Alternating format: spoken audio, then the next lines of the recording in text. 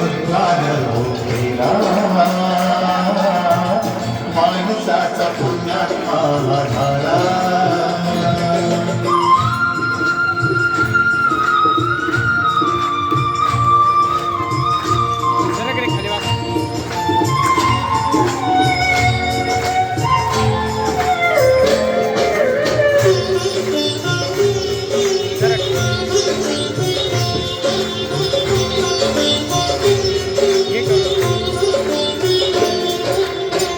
ब्रह्मकेश्वराला आला आला काशी सोडूनी महादेवाचा दर्शना तुझा हात जोडूनी ब्रह्मकेश्वराला आला आला काशी सोडूनी महादेवाचा दर्शना उभा हात जोडूनी कीर्तनात रंगुनिया भक्ता मध्ये रंगुनिया तिथे महाप्रसाद मानिला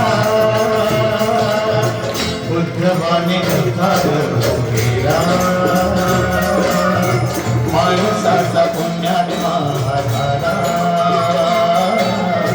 बुद्धवाने उद्धार हो केला माणसाचा पुण्यात्मा झाला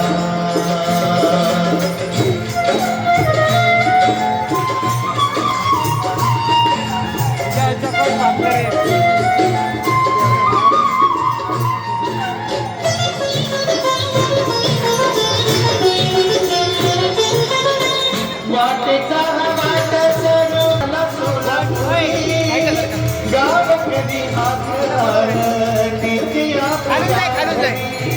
वाटेचा वाट सरो आला सोडा पुढे गाव कधी आखणार नित्या पुण्या घरी काय त्याच्या आले मना सुख मुनी सारा जना अकस्मात कोबाला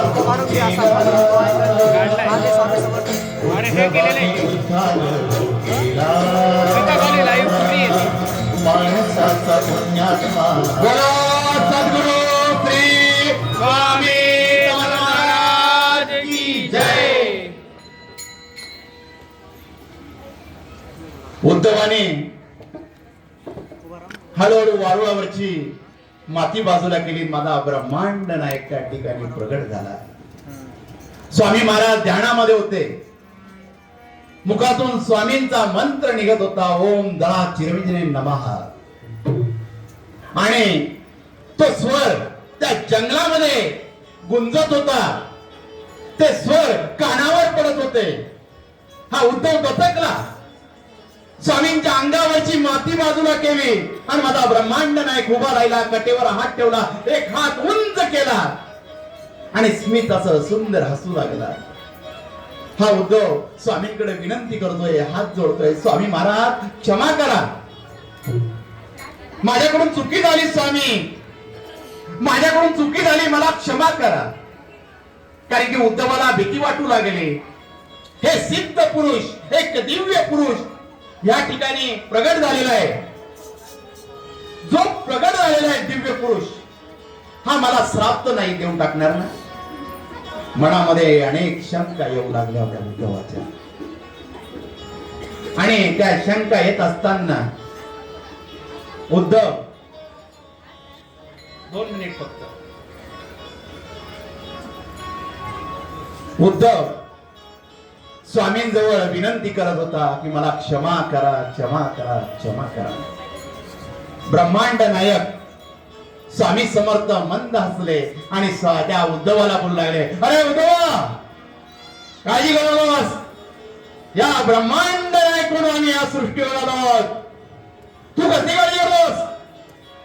अरे आम्ही आमचा उद्धार करून घेण्यासाठी तुला या जंगलामध्ये बोलवलेलं आहे, म्हणून तुझं नाव उद्धव आहे. अरे आम्हाला या समाधीमधून बाहेर यायचं होतं, म्हणून आम्ही तुझी कुऱ्हाड आमच्या अंगावर पाडली. स्वामी क्षमा मागतो. तुमच्या मांडीला जखम झाली, रक्त निघतंय, ती माझ्यामुळे स्वामी, माझ्यामुळे. उद्धवाचे हात थरथर कापू लागले. स्वामींकडे क्षमा मागू लागला, विनंती करू लागला. स्वामी मंद हसत होते. उद्धव आजूबाजूला बघू लागला आणि वडाच्या झाडाच्या पाला त्याने काढला, पानं काढले, हातामध्ये चुरले आणि स्वामींच्या मांडीला लावू लागला. आणि स्वामींच्या मांडीला त्या वडाच्या झाडाचे पानं लागल्यावर, स्पर्श झाल्यावर ते रक्त निघत होतं त्या ठिकाणी थांबलं. उद्धव स्वामींचे चरण घट्ट पकडून होता त्या ठिकाणी. महाराजांना विनंती करत होता, स्वामी मला क्षमा करा, क्षमा करा, क्षमा करा. महाराज मंद हसताय आणि उद्धवाला आपल्या हाताने उठवत आहे. काय त्या उद्धवाचं भाग्य म्हणावं. ब्रह्मांड नायक ज्यावेळेस अवतार घेतो आणि त्या अवतारामध्ये त्या उद्धवाला पहिला स्पर्श करतो, एवढं भाग्य कुणाचं या जन्मामध्ये. ते भाग्य पहिलं असेल तर त्या माझ्या उद्धवाचं आहे. त्या उद्धवाच्या हातातून काय कुऱ्हाड पडावी, ब्रह्मांड नायकाला लागावी आणि ब्रह्मांड नायकाने काय स्पर्श करावा, त्या उद्धवाला उभं करावं आणि सांगावं, अरे उद्धवा तुझ्या हातून माझा उद्धार झालेला आहे. एवढं भाग्य कुणाचं नाही तर ते माझ्या उद्धवाचं आहे. माझा ब्रह्मांड नायक उद्धवाला सांगतो, आता मला पुढचा प्रवास केला पाहिजे. महाराज मला आता हे चरण नाही सोडायचे, मला तुमची सेवा करायची. आणि त्यावेळेस स्वामी महाराजांनी या उद्धवाच्या डोक्यावर हात ठेवला आणि मागील जन्मातलं सर्व या उद्धवाला आठवू लागलं की मागील जन्मामध्ये आत्री ऋषींच्या आश्रमामध्ये एक हरिण होतं. ते त्यांच्या घराजवळ असायचं आणि अनुसया माता त्या हरणाच्या डोक्यावरून हात फिरवायची. हे त्याला आठवू लागलं. हे सर्व आठवत असताना तो पाहू लागला स्वामींकडं आणि साक्षात दत्त प्रभू त्याला दिसू लागले स्वामींमध्ये आणि डोळ्यातून अश्रू वाहू लागले उद्धवाचे. प्रत्येक जन्म आठवू लागला आणि स्वामी पुढे रडू लागला, स्वामी मागच्या जन्माचं पुण्य फळास आलं. प्रत्येक जन्मात मी तुमच्या चरणांजवळ एक हरण म्हणून होतो. आज परत मला मानव जन्म तुम्ही दिला स्वामी आणि या मानव जन्मामध्ये तुमच्या चरणांजवळ बोलवलं स्वामी, उद्धार करून घेण्यासाठी बोलवलं. हो उद्धवा, अरे तेव्हा आमच्या अनुसया मातेची तू लक्ष दिलं, तिच्याजवळ राहिला, तिला जो आनंद दिला, त्या आनंदाचं पुण्य म्हणून आम्ही तुझ्या हातून आमचा उद्धार करून घेतला. पण महाराज मला आता हे चरण नाही सोडायचे, तुमच्या चरणांजवळ राहायचं स्वामी. उद्धवा तुझा उद्धार करण्याचं काम होतं.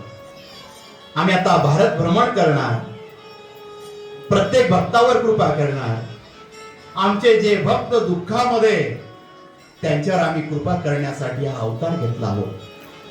आम्ही सतत तुझी वाट पाहत होतो, ह्या दिवसाचा क्षण पाहत होतो की माझा उद्धव कधी येणार, त्याची कुरळ कधी पडणार, मी कधी या वारुळातून बाहेर येणार, माझी समाधी कधी भंग होणार. आज तो दिवस आलेला आहे. स्वामी क्षमा करा, माझ्याकडून तुम्हाला कुऱ्हाड लागली. अरे उद्धवा विसरून जा, आता आनंदाने संसार कर. आम्ही तुझ्या सोबत आहोत, काळजी कसलीच करू नकोस. आम्ही सदैव तुझ्या पाठीशी आहोत. पण स्वामी आता मी तुमच्या चरणांजवळ राहणार, तुमच्या सोबत राहणार नाही. उद्धवा मला पुढचा प्रवास करायचा आहे, मला भारत भ्रमण करायचंय आणि नंतर आम्ही अक्कलकोट निवासी होणार आहोत. जेव्हा तू या सर्व समस्येतून मोकळा होशील त्यावेळेस आपली भेट अक्कलकोटला होईल. तेव्हा मी तुला माझा भक्त करून घेईन.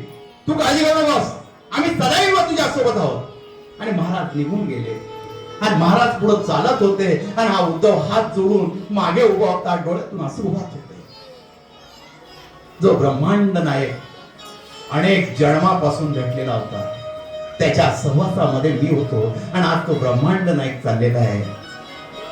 आज असा कोणता क्षण माझ्या आयुष्यामध्ये आलेला आहे. कितीतरी वेळ मला माझ्या गुरु सोबत राहता आलं, माझ्या ब्रह्मांड नायका सोबत राहता आलं, माझ्या दत्त प्रभू सोबत राहता आलं. पण तो क्षण केव्हा निघून गेला हे सुद्धा कधी कळालं नाही. आणि जेव्हा क्षण संपले, उद्धवाने डोळे मिटले आणि ब्रह्मांड नायक तिथून अदृश्य झाले. उद्धवाने डोळे मिटलेले होते, स्वामी महाराज अदृश्य झाले होते आणि त्या दिवसापासून या उद्धवाच्या आयुष्यामधली दरिद्री सर्व निघून गेलेली होती. आयुष्य सुखाने जगत होता आणि माझा ब्रह्मांड नाही पूर्ण भारत भ्रमण केलं त्यांनी. रामेश्वर गेला, कन्याकुमारी गेला. भारतामधला कोणता असा कानाकोपरा नसर तिथे माझा ब्रह्मांड नायक गेला. सर्व फिरत फिरत माझा ब्रह्मांड नायक पंढरपूर जवळ मंगळवेढ्याजवळ आला आणि मंगळवेढ्यामध्ये 12 वर्ष महाराज राहिले आणि मंगळवेढ्यामध्ये अनेक भक्तांवर कृपा केल्या माझ्या ब्रह्मांड नायकाने. अनेक भक्त स्वामींचे झाले आणि स्वामींनी आता ठरवलं होतं मंगळवेढा सोडायचं. महाराज मोहोळ मध्ये आले. महाराज मोहोळ मधून निघाले आणि सोलापूरला आले आणि दत्त मंदिरात महाराज बसलेले होते. दिगंबर अवस्थामध्ये महाराज दत्त मंदिरामध्ये बसलेले असताना महाराजांच्या लीलेंना प्रारंभ झालेला होता. ब्रह्मांड नायकाने काहीतरी वेगळाच विचार केलेला होता.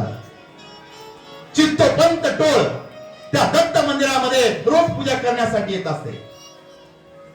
सकाळची वेळ होती. चित्तोपंत टोळांनी आपल्या हातामध्ये पूजेचं ताट घेतलेलं होतं आणि दत्त मंदिरामध्ये पूजेसाठी निघालेले होते आणि त्या पायरींजवळ माझा ब्रह्मांड नायक बसलेला आहे. डोळे मिटलेले, सुंदर असं सकाळचं दृश्य आहे. सूर्याची कवळी किरण माझ्या ब्रह्मांड नायकाच्या अंगावर पडलेली आहे आणि प्रत्येक सूर्याचं किरण स्वामींना म्हणतंय, हे आमचे किरण तुमच्या जे शरीरावर पडलेले असेच राहू द्या. ही वेळ थांबून जावी आणि ह्या वेळेमध्ये तुमच्या सहवासात मला थांबून घ्यावं, ही सूर्याची किरण माझ्या ब्रह्मांड नायकाला सांगत होती त्या ठिकाणी. आणि स्वामी महाराज शांत बसलेले. चित्तोपंत डोळ पावलं टाकत टाकत त्या मंदिराजवळ येत आहे.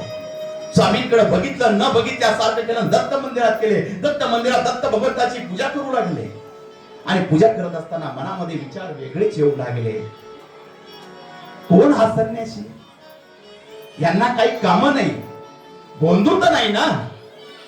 येऊन इथं मंदिराजवळ बसले आणि दत्त महाराजांची पूजा करतात. मनामध्ये असंख्य विचार या चित्तोपंत टोळांच्या मनामध्ये येऊ लागले आणि जे विचार येत असताना पूजा झाली, बाहेर निघाले. तरी स्वामी बोलले, ए टोळ्या, हॅलो जगन्नाथ, आम्हाला गंदी गरज नाही. आम्ही बंधू असो नाही तर काय असो, तुझ्याकडे काही मागत नाही. तुझी पूजा कर. चित्तोपंत टोळ त्या ठिकाणी दचकले आणि पावलं टाकत पुढे आले. जे मी मनामध्ये बोलतोय हा संन्यासी आपल्या मनातलं बोलतोय.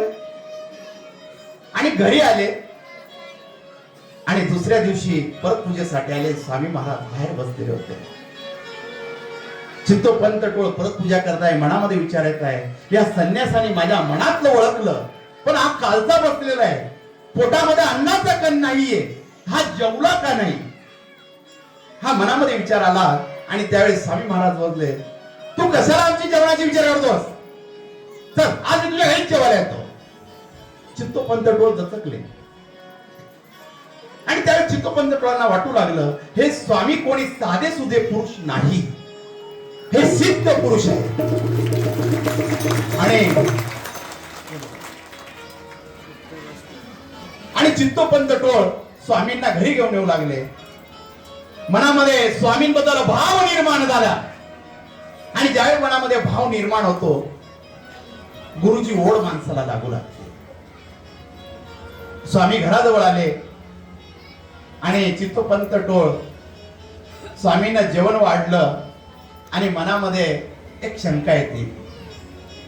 प्रत्येकाच्या मनामध्ये ती किती देवदेव करू द्या माणसामध्ये शंका मनामध्ये येते, म्हणजे येतेच की पुढं काय. तशी या चित्तोपंतांच्या मनामध्ये शंका आली. आता हा संन्यासी 17 जणांना शिवला असेल आणि तो माझ्या घरी आला, मग आता हा गेल्यावर घर सारवावं लागेल, मग याचं काय करायचं? हा घरातलं नाही बसून राहणार ना. हे मनामध्ये विचार झाले. स्वामी तिथून उठले. चित्तोपंत टोळ विचारू लागले, महाराज काय झालं?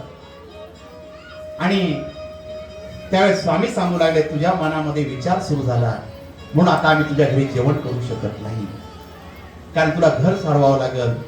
आम्ही तुझ्या बसण्याजवळ योग्य नाही म्हणून आम्ही निघतो. चित्तोपंत टोळ्यांना पश्चाताप झाला, स्वामींची क्षमा मागू लागले. त्यावेळेस स्वामी महाराज त्यांच्या घरी स्वामींनी जेवण केलं आणि काही दिवस ब्रह्मांड नायक चित्तोपंत टोळ यांच्या घरी राहू लागले. सोलापूरला स्वामी समर्थांनी अनेक लीला केल्या, पण महाराजांची ओढ लागली होती अक्कलकोटला. महाराजांना अक्कलकोट निवासी का म्हणतात? महाराजांचं लक्ष अक्कलकोटला का लागलं होतं? कारण महाराजांना ओढ आपल्या भक्तांची लागलेली होती. चित्तोपंत टोळ मनामध्ये विचार करत होते, आता स्वामी माझ्याच घरी राहतील. आणि स्वामी तिथून निघाले आणि अक्कलकोटला आले. खंडोबाच्या मंदिरी मला ब्रह्मांड नायक बसलेला आहे. स्वामी समर्थ महाराज अक्कलकोट मध्ये प्रगट झालेले, खंडेरायाच्या मंदिराजवळ बसलेले आणि ब्रह्मांड नायक वाट पाहतोय आपल्या भक्तांची.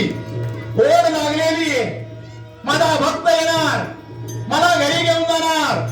मनामध्ये आणि मुखामध्ये माझ्या ब्रह्मांड नायकाच्या एकच शब्द असेल, माझा चोळ्या कुठे, माझा चोळ्या कुठे. आणि महाराज खंडेरायाच्या मंदिराजवळ बसलेले आणि काही यवन स्वामींना बघताय. आणि हे यवन स्वामींजवळ येतात आणि मनामध्ये विचार करताय, अरे हा कोणीतरी बसलेला आहे साधू, चलो आज इसकी आप मजाक करते हैं.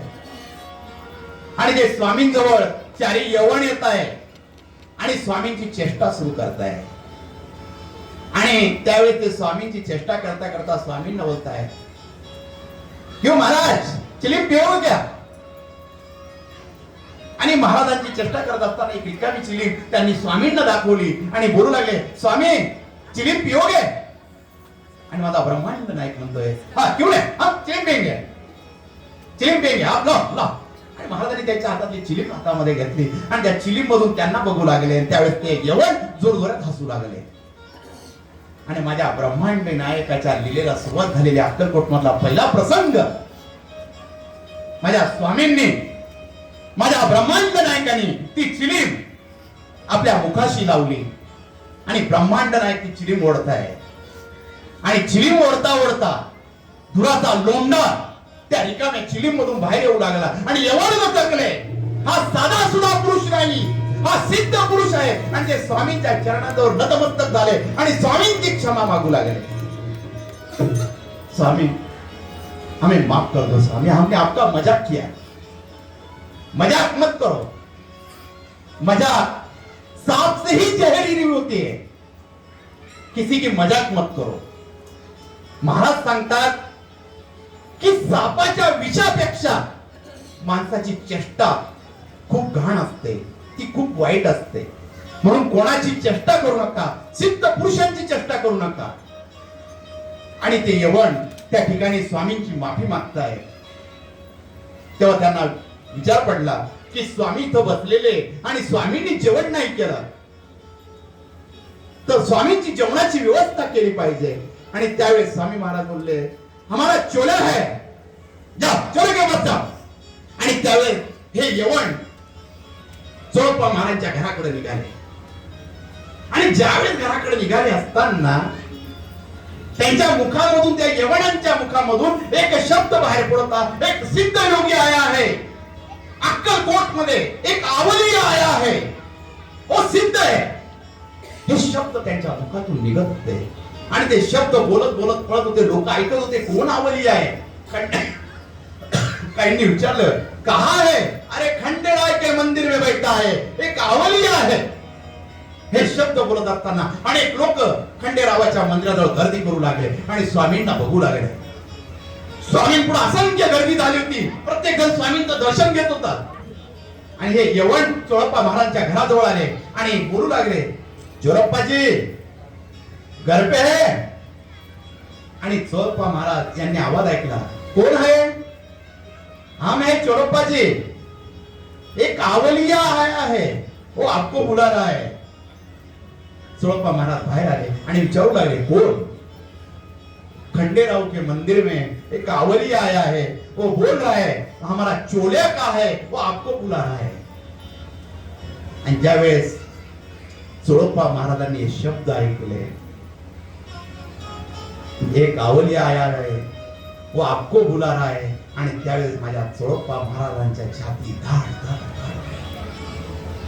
आणि गुरुची ओढ चोळप्पा महाराजांना सुरू झालेली होती की मला माझा गुरु बोलवतोय, माझ्या गुरुकडे गेलं पाहिजे ना. चोळप्पा महाराजांनी स्वामीला पाहिलेलं आहे, पण शब्द कानावर पडताय, स्वामींच्या मुखातून निघाले शब्द हे एवढं बोलताय. आणि त्यावेळेस त्यांना आठवण होती कोणती तरी शक्ती मला बोलवती. आणि चोळप्पा महाराजांच्या डोळ्यामध्ये पाणी येऊ लागलं, डोळे पाणावले आणि त्या यवनांबरोबर निघू लागले, यवनांबरोबर जाऊ लागले. आणि ओढ त्यांना गुरुची लागली होती. गुरुची ओढ फार वेगळी असते. गुरुचं आणि भक्ताचं नातं फार वेगळं असतं. ज्याने गुरुवर प्रेम केलं, ज्याने गुरुची शक्ती जर जाणली, गुरु काय आयुष्यामध्ये ज्याला कळालं तो गुरुशिवाय कधीच राहू शकत नाही. जो अंधकाराकडून प्रकाशाकडे नेत असतो तो गुरु असतो. आणि गुरु शिष्याचं नातं हे फार पवित्र नातं असतं. शिष्याला जो विश्वास असतो तो गुरुवर असतो आणि गुरुला जो विश्वास असतो तो शिष्यावर असतो. या दोघांसारखं नातं या जगामध्ये कोणतंच नाहीये. हे गुरु शिष्याचं नातं आहे. आणि ते नातं माझ्या चोळप्पा महाराजांना आठवू लागलं आणि त्यांना ओढ लागली की स्वामींची. आणि त्यांना केव्हा भेट होईल माझ्या स्वामींची हे मनामध्ये होत होतं. छाती धडधड होत होती. केव्हा मी पोहोचेल खंडेरावाच्या मंदिरामध्ये. आणि खंडेरावाच्या मंदिराजवळ असंख्य गर्दी झालेली, माझा ब्रह्मांड नाही तिथं बसलेला आहे. आणि बसलेला असताना चोळप्पा महाराज त्या गर्दीतून वाट काढताय. आणि गर्दीतून वाट काढत असताना स्वामींना बघताय, डोळे पाणावताय. माझे स्वामी मला भेटले. स्वामींकडे बघताय आणि स्वामींचे चरण घट्ट पकडताय. महाराज भेटले मला, महाराज भेटले. चल आज तरी अडव्या दे. आणि महाराजांना तो आनंद त्या ठिकाणी झालेला होता. चोळप्पा महाराज भेटल्याचा आनंद होत होता. आणि महाराज चोळप्पा महाराजांच्या घरी आले आणि तिथून स्वामींच्या लीलेंना प्रारंभ झाला. आणि त्या अक्कलकोटमध्ये एक स्वामी भक्त होती, मीराबाई. ती स्वामींचं नाव घेत असते. ज्यावेळेस तिला कळालं या अक्कलकोटमध्ये माझे स्वामी समर्थ महाराज प्रगट झालेले, त्या तिला स्वामींची ओढ लागू लागली. तिचे पावलं नाचत सुटले स्वामींसमोर. आणि स्वामींसमोर ती येऊ लागली. देवा महेश्वरा गुरु साक्षात परब्रह्मा तस्मै श्री गुरुवे नमः. तस्मै श्री गुरुवे नमः. तस्मै श्री गुरुवे नमः.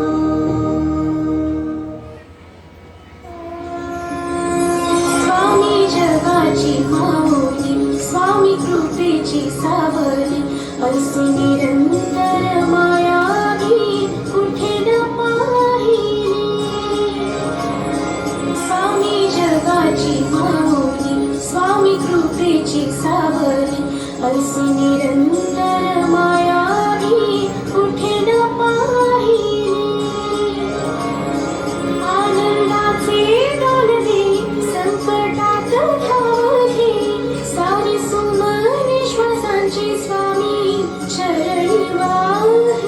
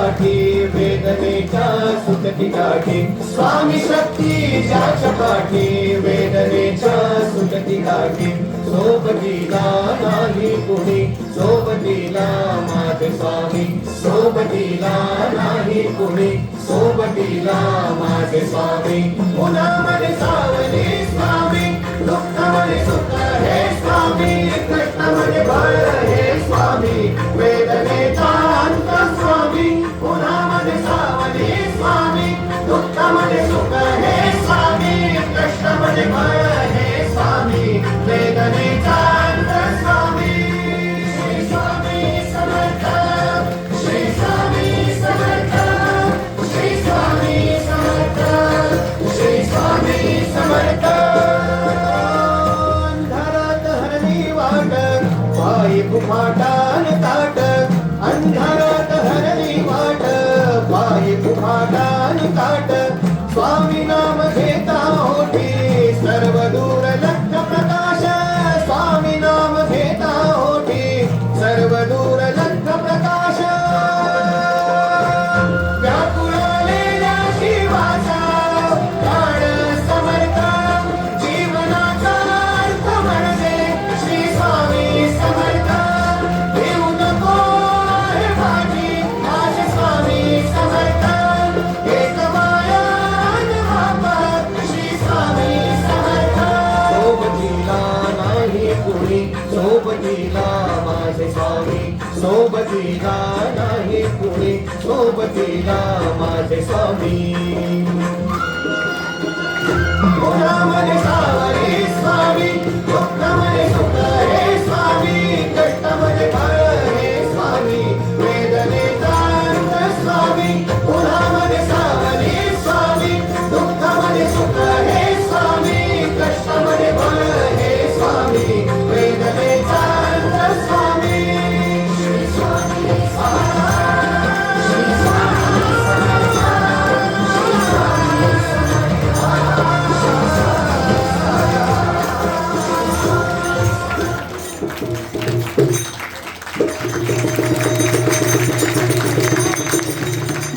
तुमचाच दास तुमच्या पायी गंगाबाई जीवनाला मिळेल दिशा तुमची चाहुल ठाय ठाय आनंदाचा हा फुले बसा आधार हो तुम्ही स्वामी श्वासात तुमचा निवास उपकार तुमचे स्वामी म्हणून तुमचाच दास करतो पूजन स्थिरवली मन सद्गुरु तुम्ही स्वामी सर्व तुमच्या करून भजन करू स्वामी तुमच्या चरणी लावतो माथा तुम्हीच आमुचे नाथ संपवे संकट देऊन दिशा तुमच्या कृपेची साथ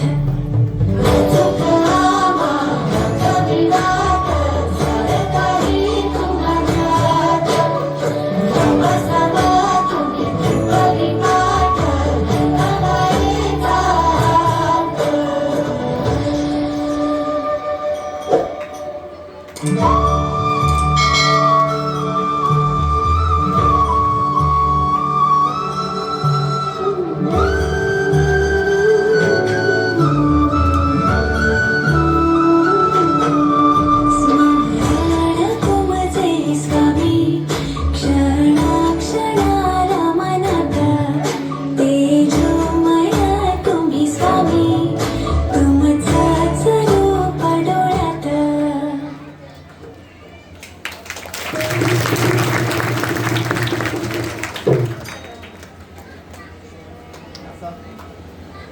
असा हा ब्रह्मांड नायक असा हा ब्रह्मांड नायक अक्कलकोट येथे प्रगट झाला आणि भक्तांवर लीला करू लागला. आणि आज तो ब्रह्मांड नायक आपल्या दरबारामध्ये प्रति अक्कलकोट मध्ये आलेला आहे. सर्व भक्तांवर कृपा करण्यासाठी आलेला आहे. त्याचा आशीर्वाद प्रत्येक भक्ताच्या पाठीशी आहे. कारण त्याच्या आशीर्वादामध्ये फार मोठी शक्ती आहे. कारण की स्वामींच्या ज्या शब्दांमध्ये शक्ती आहे, जो मंत्र आहे स्वामींचा, ज्या स्वामी महाराज बोलतात भक्ताला जवळ घेत असतात आणि भक्ताला जवळ घेतल्यावर आपण हात जोडतो आणि स्वामींकडे काहीतरी मागतो, तर त्या ब्रह्मांड नायकाच्या मुखामधून जे शब्द निघतात ते शब्द असे असतात की 100 हत्तींचं बळ आपल्या पाठीशी येऊन उभं असतं. एवढी शक्ती माझ्या ब्रह्मांड नायकाच्या शब्दांमध्ये आहे. आणि तो शब्द माझा ब्रह्मांड नायक जेव्हा त्याच्या मुखामधून म्हणतो त्यावेळेस अंगाला कापरं फुटतं, अंग कापसासारखं हलकं होतं. कोणती तरी शक्ती माझ्या पाठीशी येऊन उभी आहे, ती शक्ती जाणवू लागते आणि माझ्या ब्रह्मांड नायकाचा आवाज कानामध्ये घुमू लागतो. आणि तो आवाज जेव्हा घुमू लागतो, एक शक्ती आपल्या अंगामध्ये प्रगट होती. आपल्याला काय होतं हे समजत नाही आणि त्यामध्ये कानामध्ये तो शब्द गुंजू लागतो आणि आपल्याला ऐकू येतो, काळजी कशाला करतोस, मी सदैव तुझ्या सोबत आहे. जिथे कमी आहे तिथे माझे स्वामी आहे. तू सदैव माझं नामस्मरण कर, मी सदैव तुझ्या सोबत आहे. आणि शेवटला माझे ब्रह्मांड नायक एक शब्द बोलतात, मिळू नकोस, मी तुझ्या पाठीशी आहे. आणि जेव्हा हा शब्द आपल्या पाठीशी उभा असतो, 100 हत्तींचं बळ आपल्या पाठीशी उभं असतं. एवढी शक्ती आपल्याला प्रदान होत असते. ज्यावेळेस गुरुचा स्पर्श होतो, आपलं सोनं होऊन जात असतं. ज्यावेळेस एखादं परीस लोखंडाला लागतं, ते लोखंड सोनं होऊन जातं. तसं माझ्या गुरुचा स्पर्श लागतो, आपल्या आयुष्याचं सोनं होऊन जातं. एवढी शक्ती आपल्या ब्रह्मांड नायकामध्ये. आज आपण ब्रह्मांड नायका